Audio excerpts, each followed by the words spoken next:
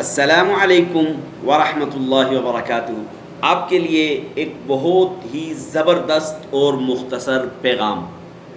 اپنے اعضاء کو برائی سے محفوظ رکھنے کے لیے کون سی دعا پڑھنی ہے تو سنیے۔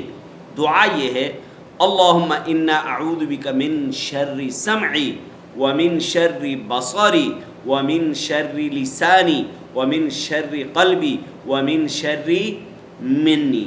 سمجھ آئی کہ نہیں؟ اپنے اعضاء کو برائی سے بچانے کے لیے دعا یہ پڑھیں: اللہم انا اعوذ بک من شر سمعی ومن شر بصری ومن شر لسانی ومن شر قلبی ومن شر منی۔